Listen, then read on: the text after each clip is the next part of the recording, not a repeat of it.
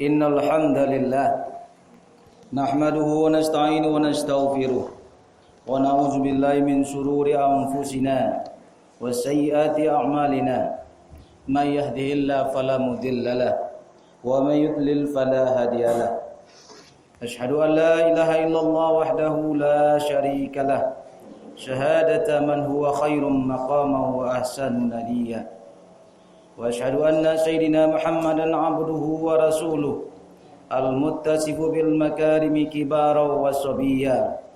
Allahumma fassalli wa sallim ala sayyidina Muhammad kana sadiqal wa'd wa kana rasulan nabiyya wa ala alihi wa sahbihi allazina yuhsinuna islamahum wa lam yaf'alu shay'an fariya. Amma ba'd, fa ya ayyuhal hadirun rahimakumullah, ittaqullaha haqqa tuqatih wa la tamutunna illa wa antum muslimun. Faqala Allah ta'ala fi kitabihil karim, a'udzu billahi minasy syaithanir rajim, bismillahirrahmanirrahim. Wa idz qala rabbuka lil malaikati inni ja'ilun fil ardi khalifah. Shadaqallahul azim.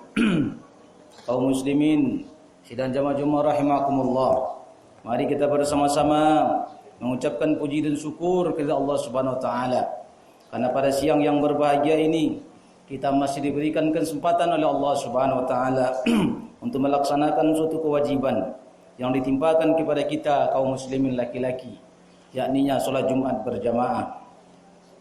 Salawat dan salam semoga tercurah kepada junjungan kita Nabi besar Muhammad sallallahu alaihi wasallam yang telah meninggalkan untuk kita dinul Islam, yang telah meninggalkan untuk kita pegangan hidup, di mana apabila kita berpegang teguh dengan apa yang beliau tinggalkan, maka kita akan selamat dunia wal akhirah. Pegangan itu adalah Al-Quran dan Sunnah. Pada kesempatan yang pendek ini, khatib tidak lupa berwasiat kepada kita bersama, bil khusus kepada diri khatib sendiri. Mari kita bersama-sama meningkatkan keimanan dan ketakwaan kita kepada Allah Subhanahu wa taala. Iman dan takwa yang sesungguhnya, di mana kita berusaha melaksanakan segala apa yang diperintahkan oleh Allah Subhanahu wa taala dan menjauhi segala apa yang dilarang oleh Allah Subhanahu wa taala. Kaum muslimin dan jamaah Jumat rahimakumullah, beberapa waktu yang lalu kita pernah mendengar sebuah istilah yang disampaikan oleh salah seorang petinggi di negeri ini akan sebuah bahaya. Dia menyebutkan bahwa ketika tidak dimasukkannya TAPS MPRS tahun 1996 ke dalam rancangan undang-undang HIP, ya, mereka mau memasukkannya dengan syarat bahwa ajaran khilafahisme pun juga harus dilarang di negeri yang kita cintai ini. Jadi ada sebuah istilah baru yang sampai kepada kita, namanya khilafahisme, yang mungkin kita tidak pernah dengar, yang mungkin kita belum pernah tahu apakah ada itu khilafahisme. Dan orang yang mengucapkan itu adalah orang kafir.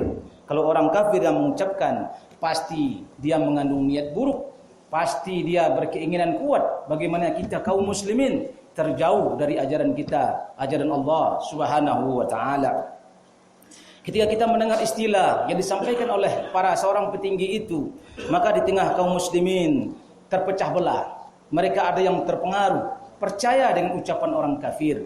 Sebahagian mereka ikut-ikutan membenci karena dikhawatirkan akan bahaya itu. Kita tahu semenjak tahun 2017 ketika ISIS menyatakan diri sebagai khilafah di Irak ketika itu, dengan membuat ISIS, Islamic State of Iraq and Sham ketika itu, maka terjadilah pembantaian, pembunuhan kepada banyak orang di tengah-tengah kaum muslimin. Sehingga ketika disampaikan di tengah-tengah umat bahwa khilafahisme itu mengandung bahaya, maka sebahagian dari kaum muslimin pun ikut membenci ajaran khilafah itu. Padahal khilafahisme bukanlah sama dengan khilafah. Sebab ya ketika kita bicara isme, itu pasti dinisbatkan kepada seseorang yang membawa ajaran itu. Padahal khilafah bukanlah sebuah isme. Khilafah itu adalah sebuah tatanan kehidupan, sebuah sistem kehidupan yang diajarkan oleh Allah Subhanahu wa taala dan diwariskan oleh Rasulullah sallallahu alaihi wasallam. Maka sebagian kaum muslimin yang memahami bahwa khilafah adalah ajaran Islam, dia akan menentang hal yang demikian. Ketika ada orang kafir mengatakan bahwa khilafah hismi itu berbahaya, maka berdiri tegaklah orang-orang Islam yang mereka yakin dengan Allah, yakin dengan Rasulnya, dan yakin dengan apa yang diwariskan oleh Rasulullah SAW, bahwa kita mengatakan tidak pernah ada khilafah hismi itu. Yang pernah ada adalah khilafah. Khilafah adalah sebuah sistem kehidupan yang diwariskan oleh Rasulullah SAW. Rasul mengatakan kepada kita, kanat banu Israila tasusuhumul anbiya. Dahulu Bani Israel dipimpin oleh para nabi. Kullama halaka nabi, khalafahun nabi. Tatkala wafat seorang nabi, diganti oleh nabi yang lain. Begitulah kaum muslimin Bani Israel dahulunya. Wafat mati seorang nabi, diganti oleh nabi pemimpin mereka. Maka mereka beribu-ribu tahun dipimpin oleh nabi. Tapi Rasulullah mengatakan, walakin la nabiyya ba'di. Akan tetapi tidak ada lagi nabi sesudahku. Karena Rasul mengatakan, dia adalah khatamun nabiyyin, penutup para nabi. Apa yang ada? Wasatakunu khulafaun. Akan ada para khalifah, fataksur, dan jumlahnya sangat banyak, kata Rasulullah sallallahu alaihi wasallam. Memang betul, setelah Rasulullah SAW wafat, maka kaum muslimin bersibuk diri mencari pengganti Rasulullah sallallahu alaihi wasallam. Sebagaimana pernah kita sampaikan bahwa Rasulullah SAW itu wafat di hari Isnin, pada waktu duha, dan Rasulullah itu dikubur pada hari Rabu di sore harinya.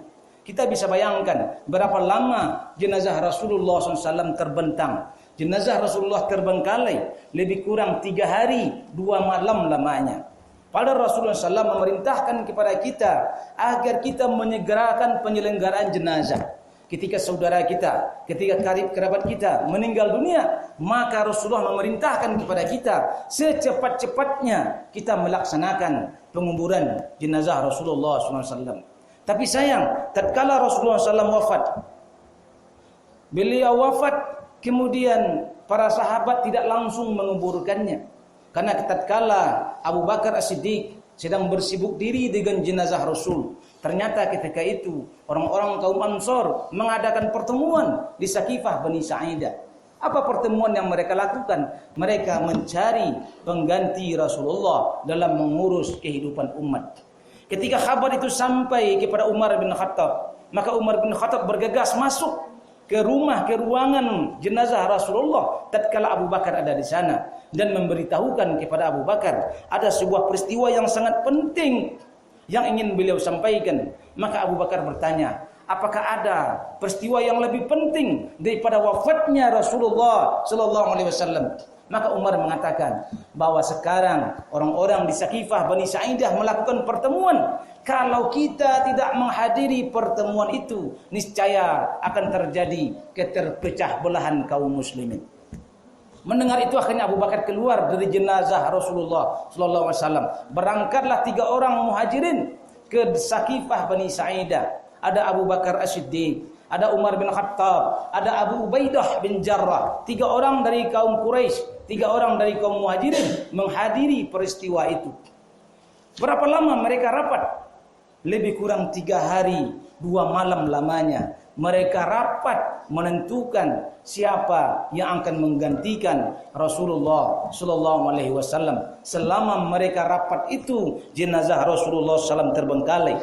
Ketika jenazah Rasulullah itu terbengkalai, apa kata ada orang lain? Banyak. Para sahabat ada di sekeliling jenazah Nabi sallallahu alaihi wasallam. Tapi mereka tidak melakukan apa-apa kecuali setelah keluar keputusan siapa yang menggantikan Rasulullah sallallahu alaihi wasallam itu. Ini menunjukkan kepada kita betapa pentingnya khilafah itu, betapa pentingnya urusan kepemimpinan umat itu. Bahkan para sahabat radhiyallahu an, para sahabat yang Allah ridho kepada mereka, rela membiarkan jenazah Rasulullah 3 hari 2 malam lamanya sampai dia terkubur. Tatkala di Rabu sore terpilihlah Abu Bakar As-Siddiq menjadi khalifah kaum muslimin, maka Abu Bakar memerintahkan untuk segera menguburkan jenazah Rasulullah sallallahu alaihi wasallam.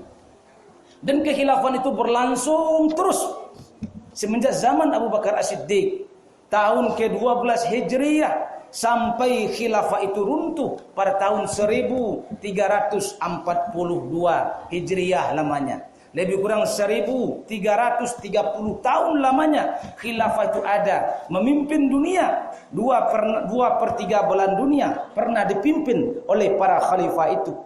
Dan para ulama telah menuliskan di berbagai macam kitab mereka bahwa kewajiban agung bagi kaum muslimin adalah mengangkat seorang khalifah. Tidak boleh ada kekosongan kekhilafan itu lebih dari 3 hari lamanya. Dan para ulama telah menuliskan itu di kitab-kitab mereka. Tapi memang aneh, kita datang akhir zaman hari ini, datang orang-orang yang mengaku pintar, datang orang-orang yang mengaku pandai membaca kitab. Mereka mengatakan khilafah itu ajaran yang berbahaya, ajaran yang patut dicurigai, ajaran yang akan memecah belah negara, ajaran yang akan memecah belah umat, ajaran yang akan mensengsarakan umat. Kenapa itu sampai? Ketika itu sampai di tengah-tengah umat, sampai di kepala umat, dan mereka meyakini itu. Kenapa? Karena kebodohan mereka, karena ketidaktahuan mereka. Oleh karena itu kita kaum muslimin sedang jemaah Jumat rahimakumullah, kewajiban kita lah pada hari ini untuk mendalami ajaran agama kita kembali. Kewajiban kita lah untuk mendalami Islam kembali. Sehingga jangan sampai bab pitua orang gitu, jalan dialih orang lalu, coba dialih orang panggalih. Orang kafir yang mengatakan kepada kita khilafah itu berbahaya dan kita kaum muslimin mengiyakannya, itulah jalan dialih orang lalu, coba dialih orang panggalih. Tak ngerti gitu. Oleh karena itu kita bak pituah orang tua kita juga, kecil orang tua kita kok sasik di ujung jalan, babaliak kita ke pangka. Kok seandainya hari ini kita tak mengerti sudah dengan ajaran Islam, lah di ujung kita tak tahu jalan mana dan tak ditampuh, babaliak kita ke pangka. Kita cari mana pangka jalan kita tadi, insyaallah kita tak akan sesat. Artinya kaum muslimin dan jemaah Jumat rahimakumullah, pada hari ini mari kita kembali kepada ajaran Islam, kita dalami ajaran Islam kita kembali, sehingga kita tidak mudah diombang-ambing, tidak mudah diobok-obok, tidak mudah ditukar isi kepala kita oleh orang-orang kafir. Barakallahu li wa lakum fil Qur'anil azim wa nafa'ani wa iyyakum bima fihi min ayati wa zikril hakim wa taqabbalallahu minna wa minkum tilawatahu innahu was-sami'ul alim. Wa aqulu qawli hadza fastaghfirullah azim innahu wal ghafurur rahim. Allah.